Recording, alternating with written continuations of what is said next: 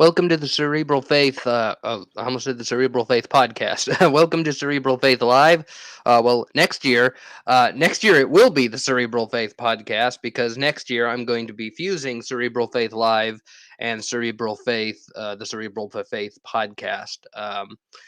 Because I think it would just be good to have future podcasts as live streams here on YouTube. You guys can interact with my guest and me in the live chat, and that'll be nice. And also, I mean, it will still be available. It will be available later in the in audio form as usual. iTunes, Stitcher, Podbean, the Cerebral Faith podcast player, etc., etc., etc. But it will be live on YouTube first, and then available on all these podcast platforms next year. So, um, and it's going to be a seasonal thing. It's just going to be 20 episodes a year, almost like what I did with this year, but it's just going to. I did nearly 30 this year. Um, but yeah. And also, not only do I want to do it that way because I think that you guys will like it. You'll like interacting with me and my guests. You know, like I've had some really heavy hitters here on the podcast, like Mike Lacona and William Lane Craig and Hugh Ross. And I hope to have Lee Strobel on soon to talk about his Heaven book. But yeah, and the reason I didn't combine them this year is because what I've been talking about here on Cerebral Faith Live this year is what I've already covered that stuff on the podcast, like the primeval history, the doctrine of the Trinity, even annihilationism stuff. Anyway, I don't want this introduction to be too long. Andrew Risk is able to attend. That's nice. Good to have you with us, Andrew. He says, "How I missed this music." Yeah, it's pretty grooving music, isn't it? Now, based on somebody who was in the live chat last week, I feel the need to bring up this rule. Heckling will not be allowed. Pushback and criticisms are welcome, but please do not be disrespectful towards me or other live chat audio members. I will ban you if you do. So, you know, don't be a jerk. Okay? Don't be nasty. If you're going to be nasty, at least address something I say while you're being nasty. At least. But anyway, on with the presentation. Share screen, and I need to be sure to share Chrome tab and not the entire window. We're going to be talking about the FreeThinking Argument Against Naturalism. I discovered this argument several years ago, and I really liked it. And because it actually kills two birds with one stone. I won't get ahead of myself. The argument was formulated by this guy right here, Dr. Tim Stratton. He wrote about it in his master's thesis, and he talked about it in his Molinism dissertation as well. You can see it here. It's been adapted into this book, Human Freedom, Divine Knowledge, and Mere Molinism, a biblical, historical, theological, and philosophical analysis.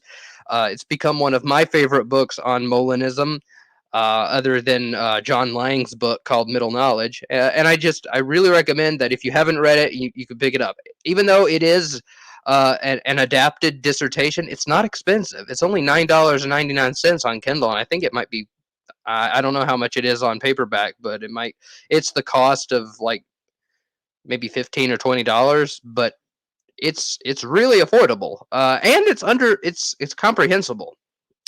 I went into this book kind of intimidated, thinking that it was just going to be full of scholarly jargon that I wouldn't understand, lots of terminology that was just going to just go over my head, sound like Chinese. But for such a topic that can get very heady very quickly, Dr. Stratton actually does a really good job of explaining it so anybody can understand.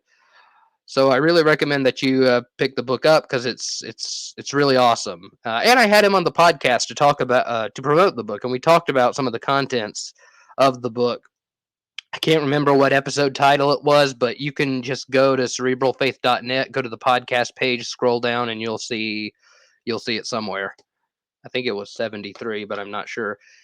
Here's the free thinking argument simpliciter. What we're going to be talking about tonight is specifically the free thinking argument against naturalism, but the free thinking argument has a core. There's a core of the argument, and it's a three-step syllogism.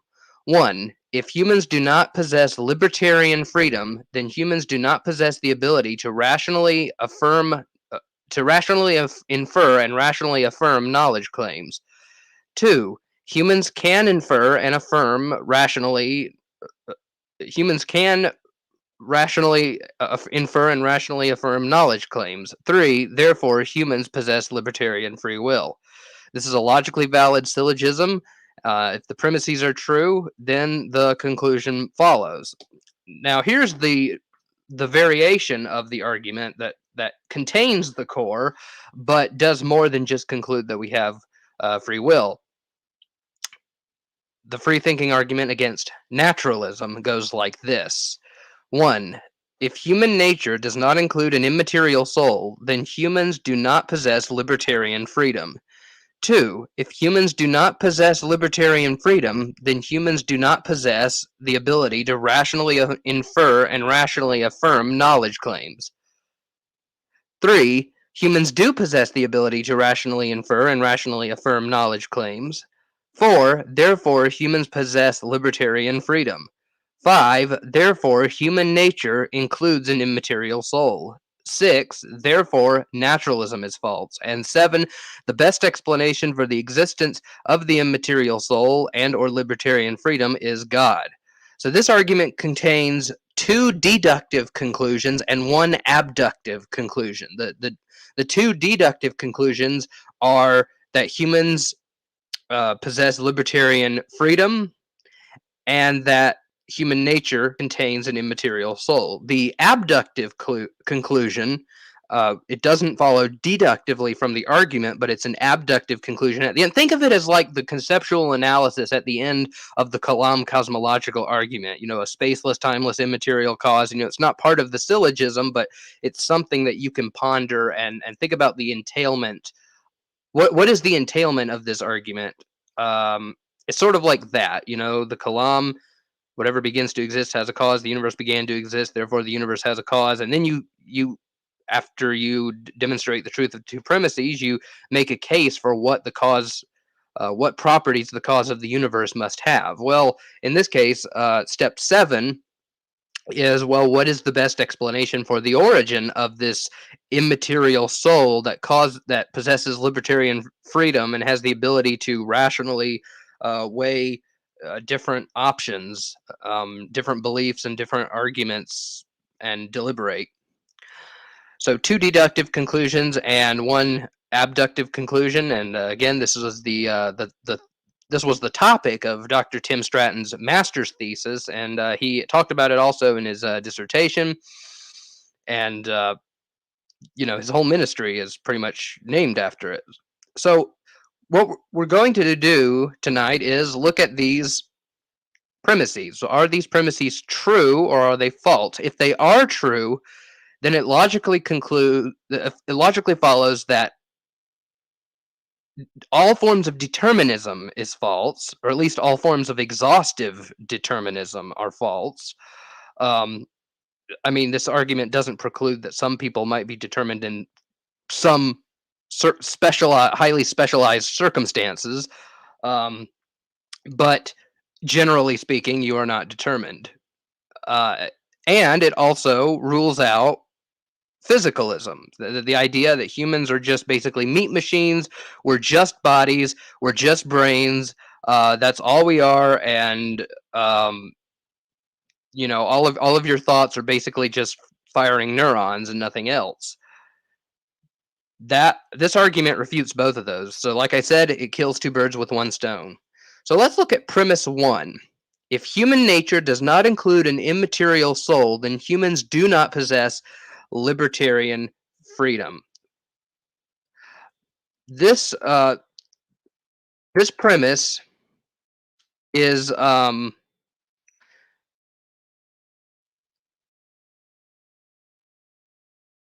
I messed up one of my slides. This premise is not true by definition. The original syllogism I used uh, had a premise that was true by definition.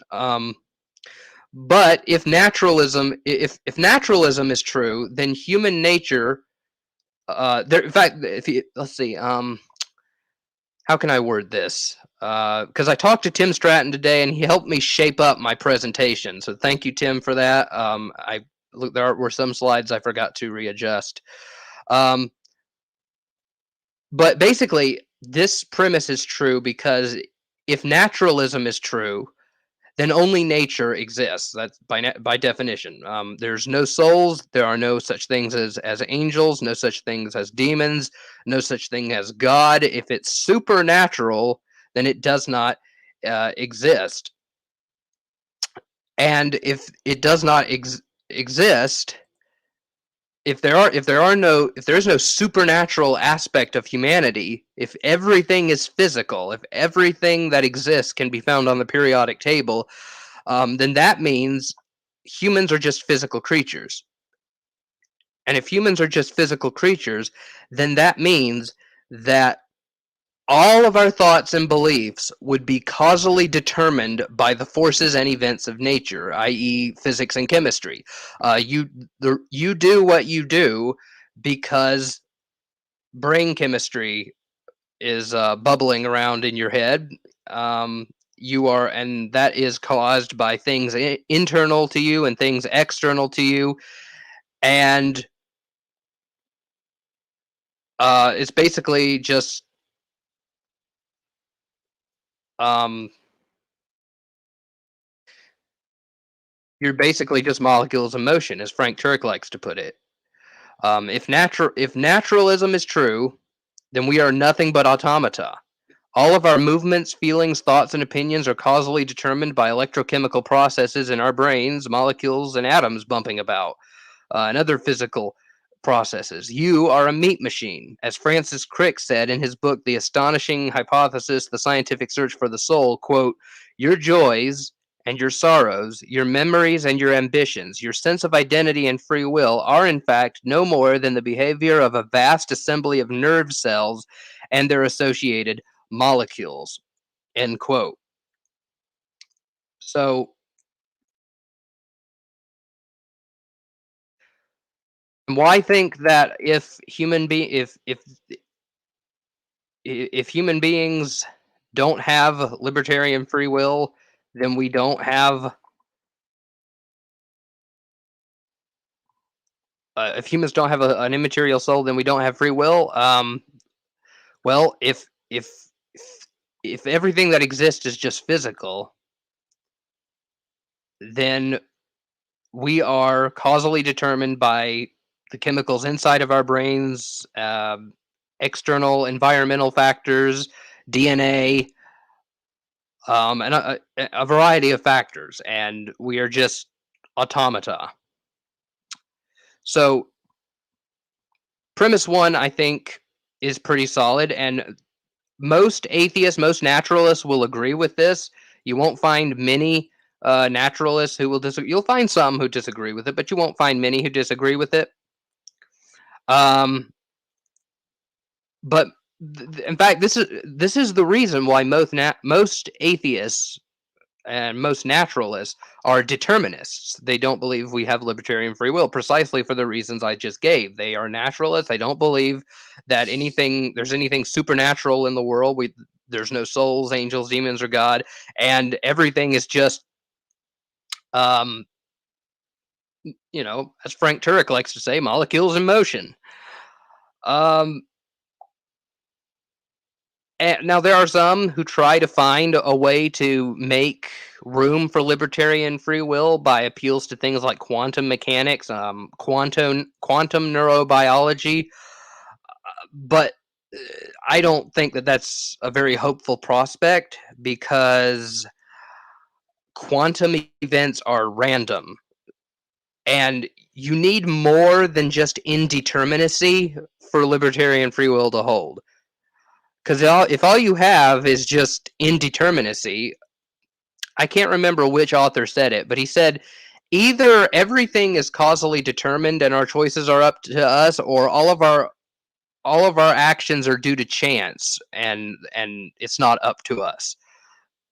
So either way, if we are not the cause of our actions, if we're not the source of our actions, then we're not free. We have to be the source of our actions. Um, Now, what about premise two? If humans do not possess libertarian freedom, then humans do not possess the ability to rationally infer and rationally affirm knowledge claims. Now, this would have been premise three in the original syllogism. Um, that I mean, I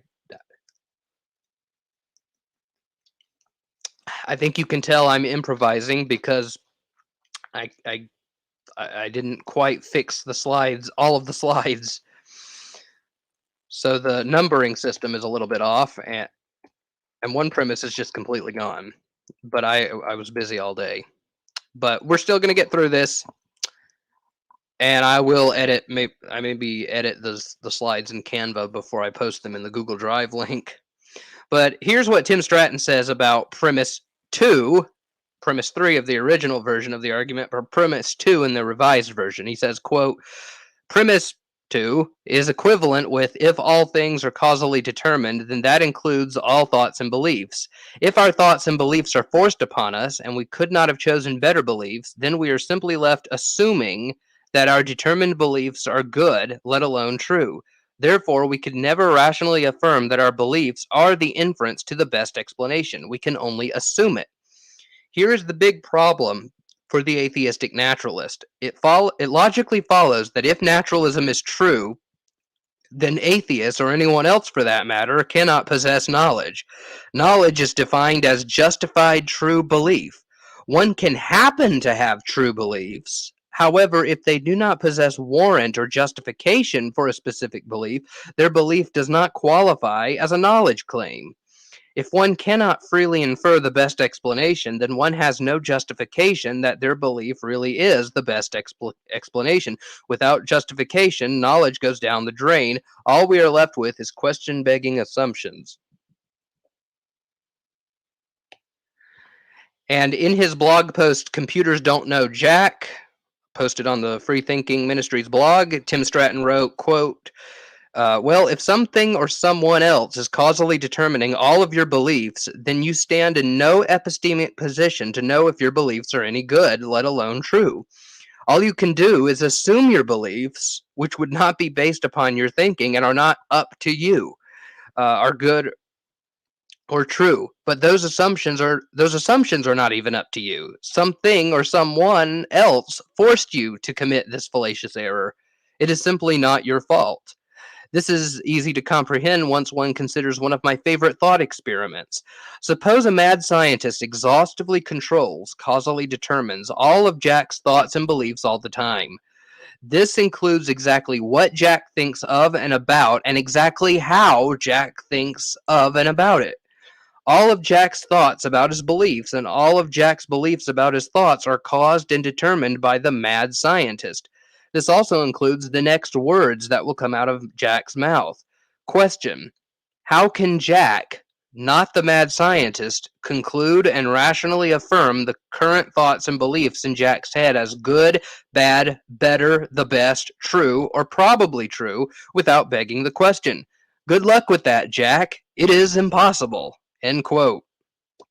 William Lane Craig also expressed this thought in a different context. In his Question of the Week article, number 157, Molinism versus Calvinism, Dr. Craig wrote, quote, "There is a sort of dizzying, self-defeating character to determinism.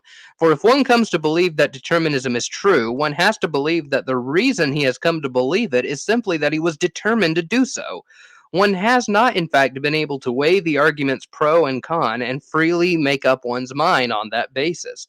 The difference between the person who weighs the arguments for determinism and rejects them, and the person who weighs them and accepts them, is wholly that one was determined by causal factors outside himself to believe, and the other not to believe.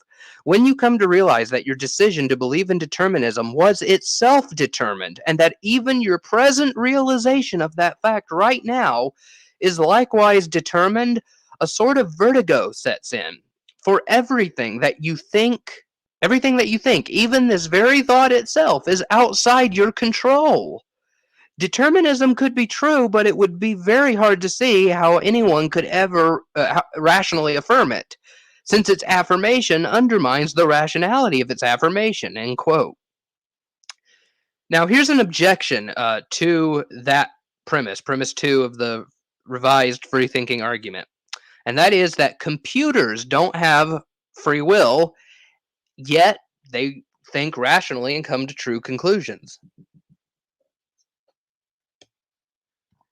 A guy named Andy, who emailed Dr. Stratton at freethinkingministries.com, he asked him this in a Q&A blog post. He wrote, quote, why does, and this is him expressing the objection, quote, why does one have to freely infer knowledge claims? Do computers require free will to make accurate calculations? Evidently not. They seem to get by just fine. Imagine giving 2 computers sentience. They argue between them over a particular course of action and which option is the best.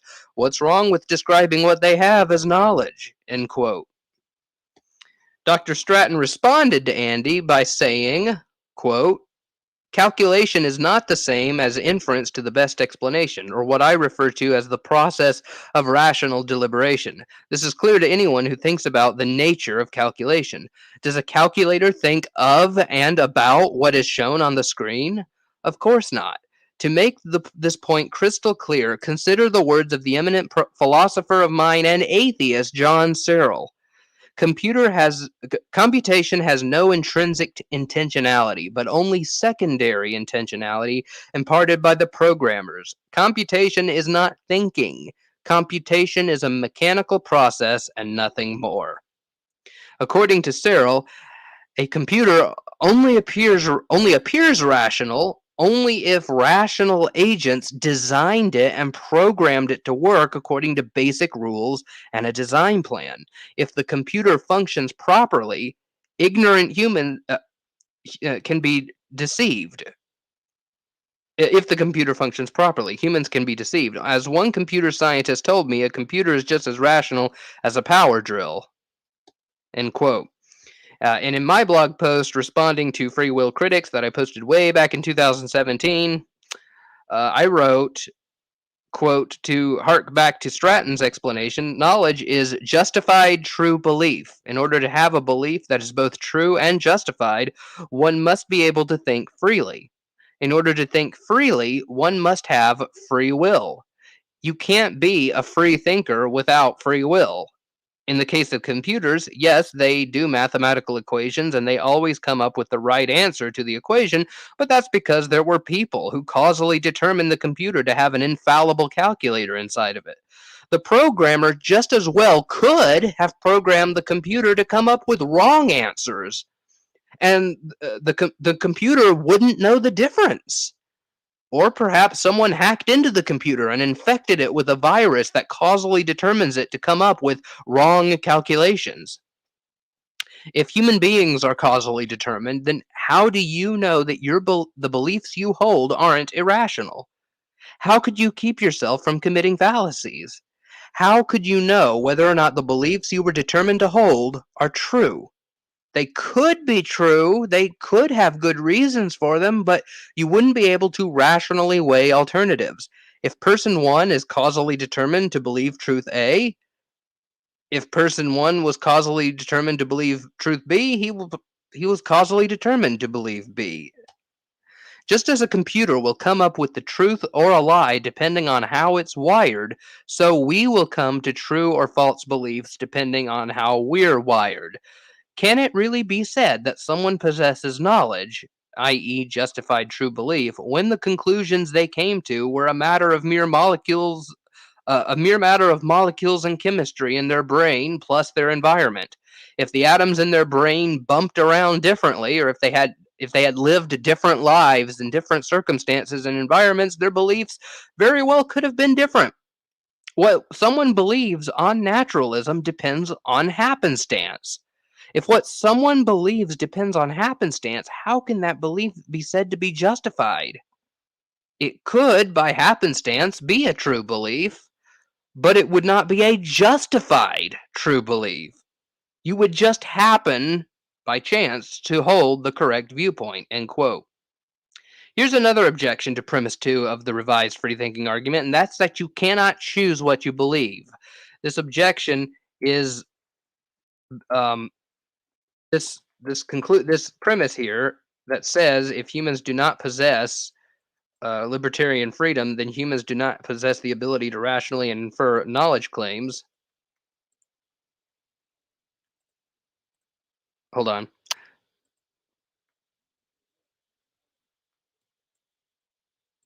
Oh, something happened.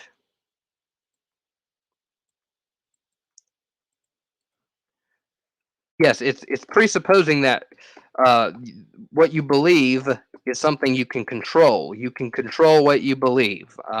You can choose to believe this, or you can choose to believe that.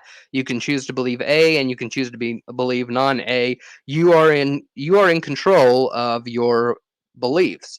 And the objection here is that, well, that doesn't seem right. I can't just right now choose to believe that I'm dating a supermodel. I can't right now choose to believe that there is a pink polka dotted elephant sleeping inside the garage. I can't just flip a switch and all of a sudden I believe that. I can't choose to believe that I can't just flip a switch and choose to believe that my fedora is on fire. I can't just like, okay, now I believe this. I can't. So, and how can I be said to be in control of what I believe? Well, the the solution here is that the problem here is that the objector is presupposing only one specific kind of doxastic voluntarism. That's a really fancy philosophical term. The direct There are two kinds of different kinds of doxastic voluntarism. The first kind is what the objector is presupposing, and that is that you can just choose to believe anything at any time through sheer force of will. Um, that's direct doxastic voluntarism. Now, indirect. Gosh, this is such a hard thing to say. Indirect doxastic voluntarism, by contrast, uh, asserts that you have some control over what you believe, depending on how you exercise your freedom when researching a topic. For example, if you choose to only read sources that agree with you, if you choose to listen to the other side, or if you choose to be open-minded when listening to arguments pro and con, and so on and so forth, um, you can choose. You are in it to a certain degree, in control of what you believe indirectly. You can't just up and decide to have a new belief. But you could, for example, I could have chosen to have never looked into any resources on annihilationism, not at all. To just completely stay away from that stuff, and just never, not even interact with them. And then I would be choosing to believe in eternal conscious torment, uh, because I would choose not. Now I didn't make that choice. I chose to read Edward Fudge's The Fire That Consumes. I chose to listen to the Rethinking Hell podcast, and now I'm an annihilationist. I guess you could say I chose to be an annihilationist indirectly. I made that choice through a series of other choices. So that is it's kind of like that. Um, you it's indirect, as the name suggests. It's an indirect choice. I chose to hold to the John Walton's view of Genesis because I read his book. Thought it was pretty good, but thought, this is kind of a weird view. Let me see what all of his critics have to say. And then I read all of his critics, and I'm like, they can't take it down. And so I guess you could say, through all those indirect choices, by the way, all of those blog posts I wrote in response to William Lane Craig and Hugh Roth and all of those were born out of me reading all of John Walton's critics. I was thinking to myself, hey, since I'm reading all of these criticisms of the Lost World of Genesis 1 anyway, and I have all of these thoughts in my head, I may as well put them out there. It's free real estate. It's free content. But yeah, it's indirect. And so what the free thinking argument is talking about in this premise is not direct docastic voluntarism. I think that is just as absurd as the critic does. But indirect docastic voluntarism, I think that is true, and you do need libertarian free will in order to properly exercise docastic voluntarism. Otherwise, hey, if you only choose to listen to people who agree with you, if you choose to be in an echo chamber, well, hey, it's not really your choice. You were causally determined by the brain chemicals and the neurons and firing and the atoms in your brain. You were, and your environment and maybe some other people talking to you. You were influenced. You were determined by these things. I shouldn't speak of influence. You were determined by these things to only stay in an echo chamber. It's not really your fault. If you choose to only watch CNN and not Fox News, then you're choosing to only be in a liberal echo chamber, or vice versa. If you only choose to listen to Fox News and not anybody else, you're choosing to be in a sort of conservative echo chamber, although not as much. Not to get on a rabbit trail, but they do have some liberal voices on there. So, and sometimes they argue and they start talking over each other, and you can't understand anything anybody's saying. But yeah. So the argument falls flat because we're not presupposing direct docastic voluntarism, but we're presupposing indirect docastic voluntarism. And the free thinking argument's second premise, third premise in the original, is that without indirect docastic voluntarism, without the ability to look at different arguments and weigh pro and con. Okay, this view has some of these pros. This view has some of these cons. Then you're just at the whims. You're at the mercy of whatever physical processes just happen to be determining you at the moment. Now, another objection to this argument is that this premise presupposes externalism and internalism. The Free Thinking podcast has some episodes on epistemology where Scott Olson and Tim Stratton discuss this. That's very good. I recommend you go check it out. But I had David Paulman on the Cerebral Faith podcast, and we talked about epistemology as well. And so if you really want a good discussion, I learned a lot from that discussion with David. You should go check that out. The externalist. Let me see if I can briefly and accurately state this.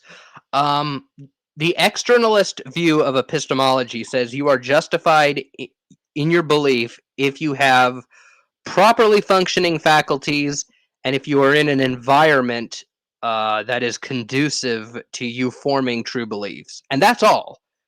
You don't need to think of reasons for why you believe what you believe. You just have to be in the right circumstances.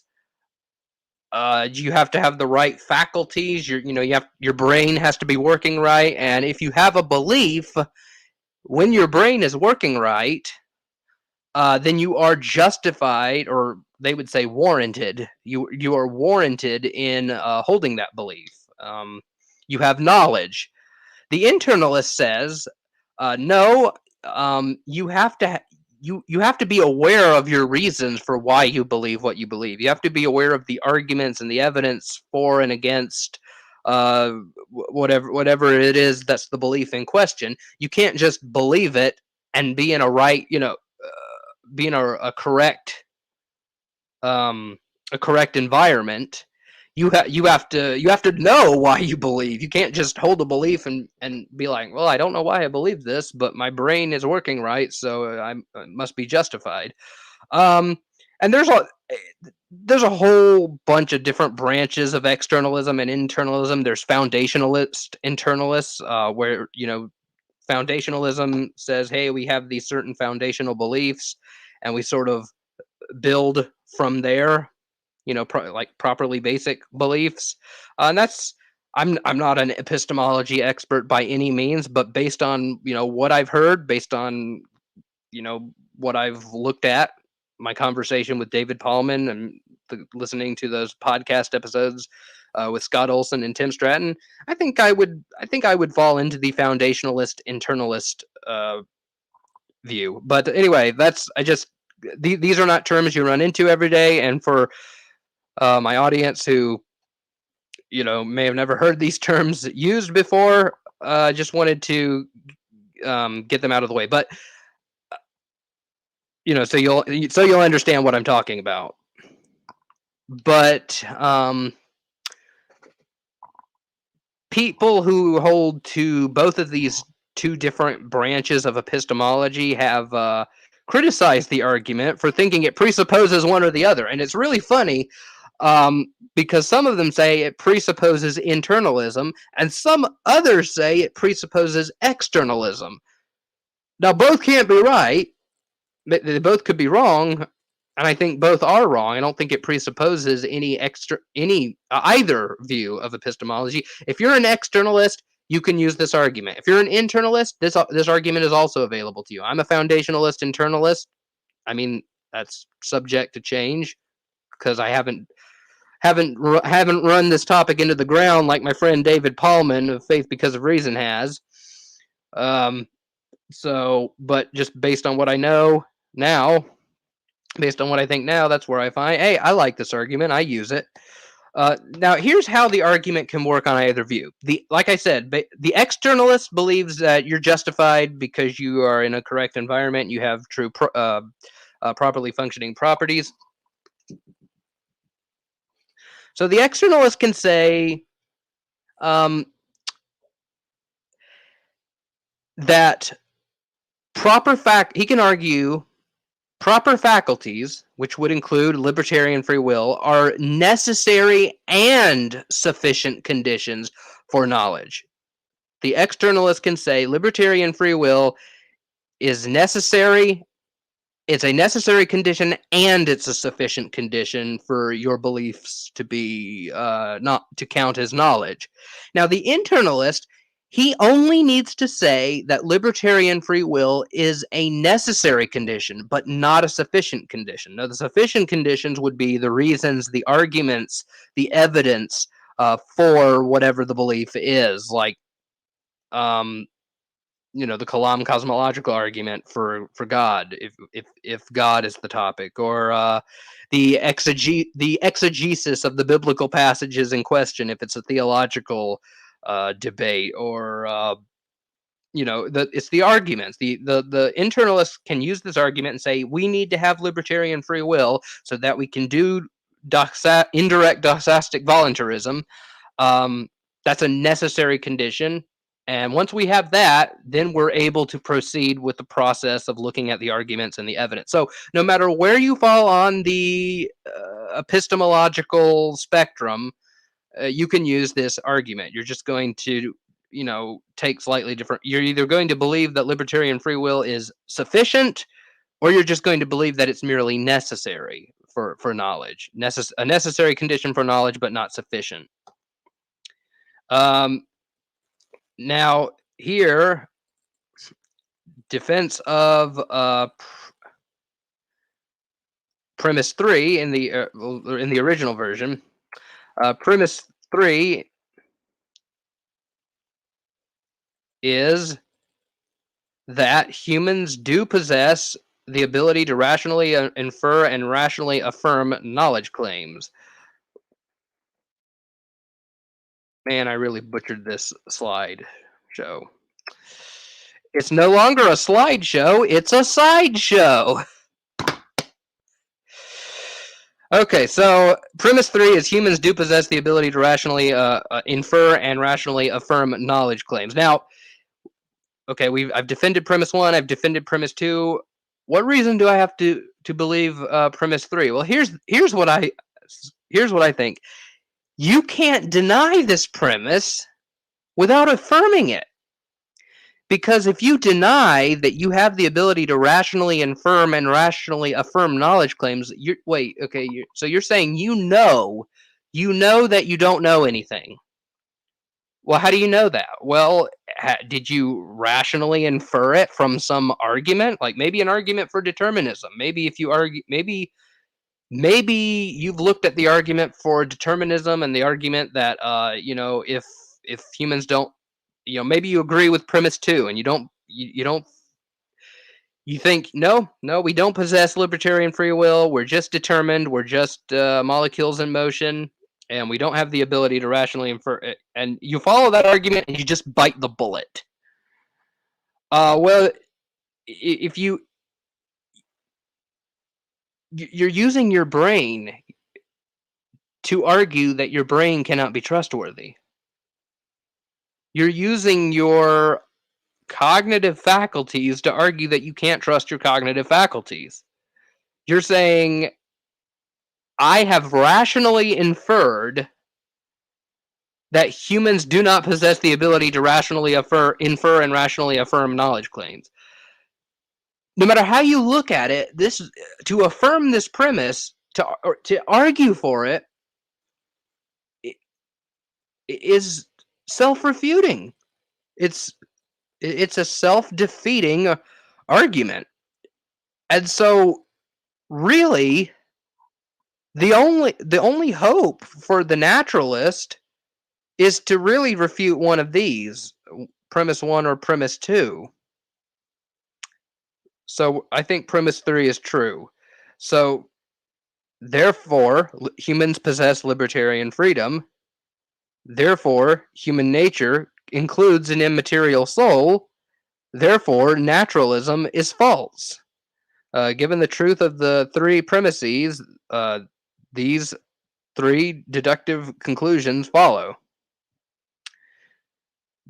Now, what about the abductive conclusion that the best explanation for the existence of the soul is God?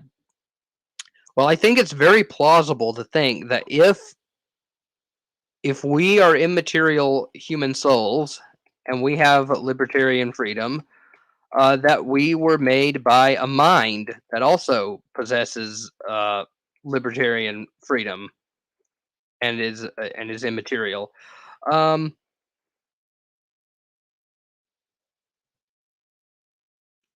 Let me pull up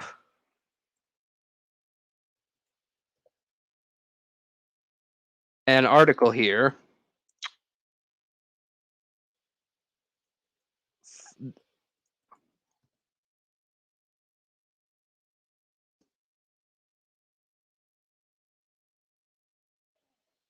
that goes into the abductive conclusion.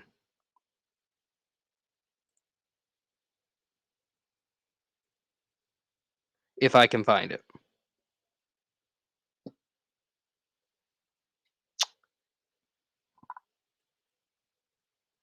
Okay, so no, that's not it.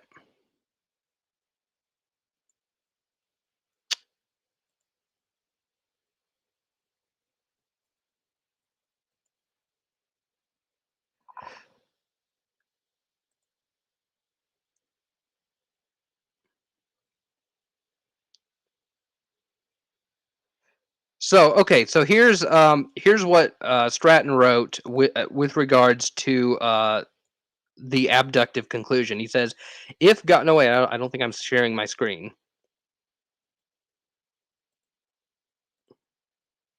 Share my screen. Chrome tab. Here we go. If God, and therefore the human soul, does not exist, people are nothing more than material mechanisms bound by the laws of chemistry and physics. To put it bluntly, human beings would be nothing more than bags of chemicals on bones or meat robots. if this is all we are, we do not possess libertarian free will. If humanity has no free will, then we are not free to think about anything in the libertarian sense. Therefore, knowledge, rationality, and morality are illusory. We would not be free to choose or to be reasonable or to engage in logical argumentation or to even freely choose or follow the evidence wherever it leads. No, this is not it.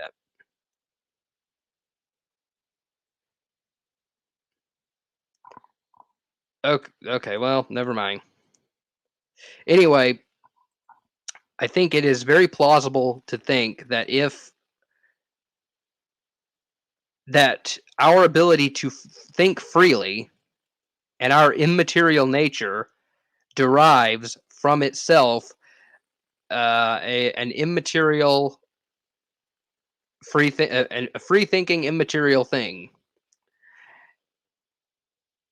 The only other alternative is to find some sort of natural blind process that produced immaterial thinking things that have the power of freedom to choose between a range of alternatives, each compatible with his own nature. And that, as J.P. Moreland put it in chapter 10 of The Case for a Creator, that's pretty much getting something from nothing. It's just not a good, it's just not very hopeful. So that's the argument. I think it's a good argument. I hope I was able to defend it well, despite the fact that some of my slides were messed up because I used a different version of the argument. I'll watch this on playback later, and I hope I didn't blunder as big as I think I have.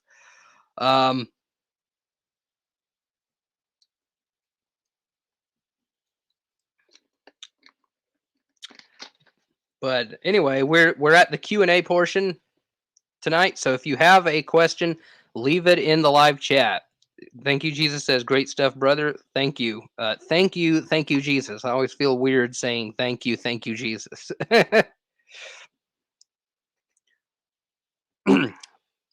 So, by the way, I don't know if I mentioned this at the beginning of the stream, but this is going to be the sort of the final stream I'm doing this year. Not really. It's sort of the season finale of Cerebral Faith Live, but not really. I say that because I do have 2 live streams coming up that I'm going to be doing with other people.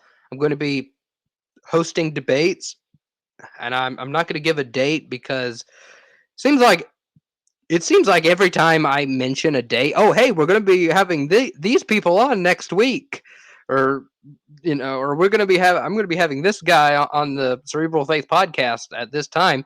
They always have to cancel. So I've got a little superstitious about it. I'm like, I don't want to jinx it. So I'm not going to give you a time frame until it gets closer. But the 2 debates, it's going to be between Caleb Jackson and James Fedor on the resurrection of Jesus. It's going to be the resurrection of Jesus, fact or fiction.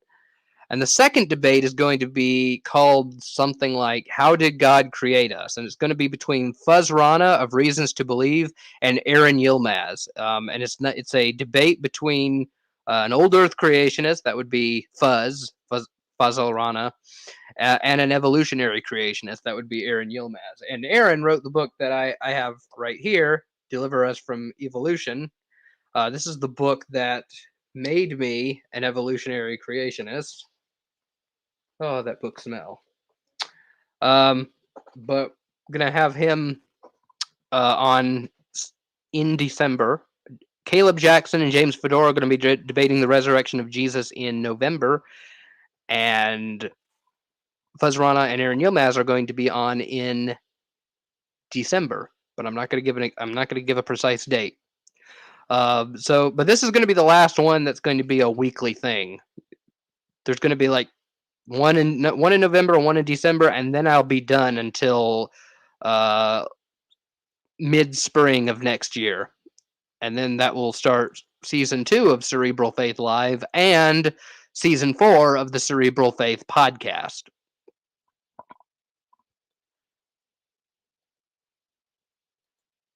By the way, if you want to support this ministry financially, go to www.patreon.com/cerebralfaith.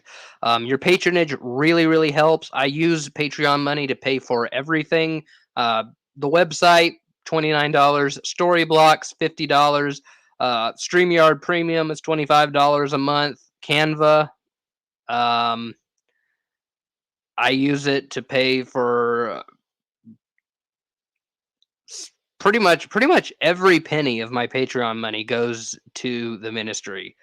And if you wanted to become a patron and give some more, that'd be great, because the more the more services I can pay for, the more software and stuff I can get, and I can make better videos and better podcast episodes. Like, I'd have access to content that I can use in my videos that I may not have had otherwise. It's just really helpful. I mean, you're pretty much helping to pay for the content that you so enjoy, that prompts you to become a patron in the first place. There's also a PayPal donate button on the blog. It's on the sidebar, and you can click on that to just donate a one-time thing. But if you become a patron, you get a whole lot of goodies. You get, early access to the blog posts, early access to the podcast episodes for now, because like I said, next year, it's going to fuse with Cerebral Faith Live, so no one's getting early access to that. But for now, you can get early access to the podcast episodes. You could get early access to the YouTube videos I make, which are not including the live streams. I've got 3 videos. I'm working on a 4th. A couple of these you're going to have to wait until the end. If you're not a patron, you're going to have to wait until the end of October before you see it. But you get really early access to the videos, and of course you get your names shouted out on the podcast and in the videos. Just lots of goodies. You get all of my ebooks for $3 a month. So it'd just be really helpful. And by the way, I forgot to say this for the first time in a long time. Like the video and subscribe if you liked this content. Like the video and subscribe, and also turn on notifications, because then you will be notified whenever I have new material coming out, whether it be an upload or whether it be a live stream, which, like I said, won't be for a while. But hey, you don't want to miss that debate between Caleb Jackson and James Fedor. I'm really looking forward to the one between Fuzz Rana and Aaron Yilmaz. I'm looking forward to both of them. Both of them's just going to be exciting. I have a front row seat. And for more apologetics content, blogs, podcasts, and videos, check out www.cerebralfaith.net. Well, it doesn't look like we have any questions tonight. It's a slow night. The jerk I was alluding to last week said, "Oh, Calvin's trembling in his shoes because a live streamer is coming after his theology, and he only has 2 viewers." Sometimes I have only 1 or 2, but sometimes I have several. Sometimes I have 7, 8, 9, 10. I think 10 is the one I've had the most at a time. Still pretty new, and that's a red herring anyway. The strength of my arguments have nothing to do with how many viewers. Most people watch on playback. Tim Stratton, who I said kind of helped me. He said, "Hey, you should use the revised syllogism because it's stronger and more precise." He's going to watch it tomorrow because he couldn't. He's at church right now, which I don't. It's Monday, but I guess his church does services on Monday. But yeah, he couldn't attend live. I was actually going to have him here on the program to field questions. Have him kind of show up in a window. But I guess since it's not a very crowded night, I guess it's a good thing I didn't do that, because he wouldn't have any questions to respond to. But yeah, sometimes sometimes the place is popping, sometimes it isn't. Sometimes we don't have very many people attending live. Sometimes we have a whole lot of people. And it's very lively. One of those in the Hell series, I just got a whole bunch of questions. I had a whole bunch of interactions with like 5 or 6 people in the comment section. It was great. But yeah, since we don't have any questions tonight, since we're going on 55 minutes, I'm just going to cut it off here. Thank you for watching Cerebral Faith Live. Again, don't forget to turn on notifications and follow Cerebral Faith on Facebook, because I post all of my live streams before I go up on Facebook. It's just good to have redundancy so you don't miss it. Turn on YouTube notifications, follow the Facebook page. You just type in Cerebral Faith in the search engine. It'll come right up. So until next month, when I do the debate, I'll be seeing you. Peace out. God bless, and keep using the brains that God gave you.